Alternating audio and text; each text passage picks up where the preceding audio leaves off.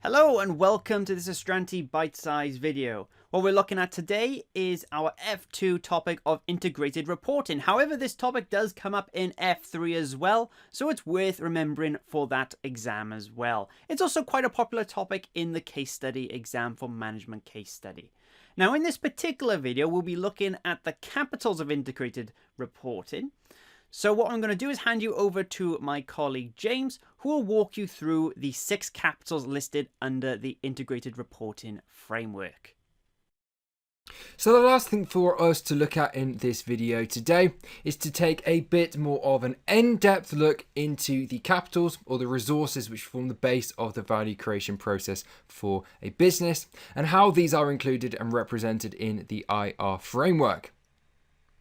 So as we've already established, resources that are used and affected by a company are referred to as an entity's capitals.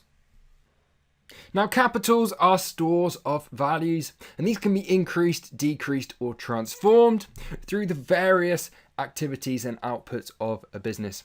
So as we've seen, if an entity makes a profit, then its financial capital will increase. While if a company invests in training for its staff, for example, then it will be improving the quality of its human capital. Whilst equally, if a company is involved in, say, environmentally damaging processes, for example, then its natural capital will decrease. Now, as we talked about, there are 6 capital categories included in the integrated reporting framework, and there is no requirement to disclose all of these capitals in an integrated report. Only relevant capitals must be disclosed. So we've been introduced to the 6 categories of capital included in the integrated reporting framework at several points over the course of this video. But what we're going to do now is we're going to take a little bit of time to look at each of these 6 capitals in turn in a little bit of depth, just to make sure we really understand what we are dealing with here, as these really are crucial bits of theory in relation to this topic. Okay, so we're going to start nice and simply with our financial capital. And as we've already touched upon a little bit, financial capital simply is the pool of funds that is available to an organization for use in the production of goods or provision of services. Now, this can be obtained through financing, so things such as debt or equity finance, so borrowing money from the bank, for example, or raising money from the stock market. These are both examples of increasing an entity's financial capital, but it can also be generated through operations or investments. So, for example, the profit that Inglorious makes would be an example of financial capital, or would be an example of the business increasing its financial capital. The next category of capital is manufactured capital. Now, manufactured capital is produced physical objects that are available to an organization for use in the production of goods or the provision of services. Now, there are a couple of distinctions that need to be made here. We are dealing with produced physical objects, and this is distinct from natural physical objects that occur and can then be used by a business. The other important point to make here is that although manufactured capital can be created by other organizations, it doesn't relate to things like inventory. What essentially we are dealing with here are the resources, the objects that are used to produce goods or to provide services. We're not dealing essentially with the outputs or the results of these production processes. So nice and simply, typical examples of manufactured capital would include things like buildings, equipment, and also infrastructure that business owns. So for example, a production operation might include things obviously like a factory and specialist production equipment. These would all be examples of physical capital that a business like Inglorious could own. It's also important to note here that items such as rented or leased assets still count as manufactured capital from the perspective of the company that has use of them. So for example, if Inglorious were to rent a piece of production machinery, then this would count as manufactured capital for the business, as it is being used in the production of goods for the company.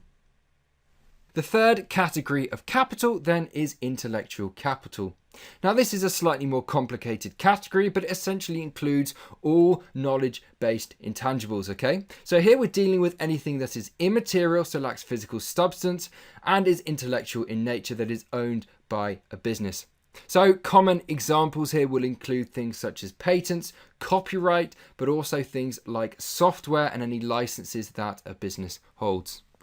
So if you think back to your knowledge about intangible assets, lots of this category of assets will be example of intellectual capital for a business. Intellectual capital can also be organizational capital, and what we're talking about here is tacit knowledge, systems, procedures, or protocol. Essentially, specialist knowledge that is kept secret and employed by a specific business. So, for example, if Inglorious have a specialist way of mixing shampoo ingredients together, which is top secret, then this is an example of organizational capital. Thinking a bit more widely, something like KFC's secret blend of herbs and spices as part of their chicken would be another example here.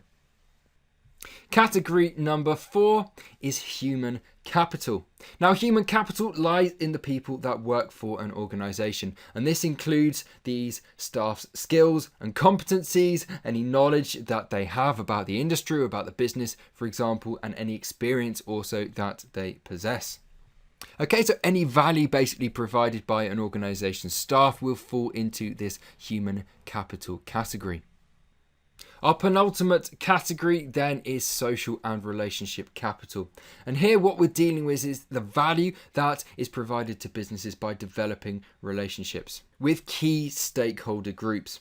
So for example, this could mean a customer who continually returns to Inglorious to buy their shampoo. It could mean a loyal member of staff, or it could mean an excellent supplier relationship that this company has built up that ensures they receive priority service when sourcing things like the chemicals for their products.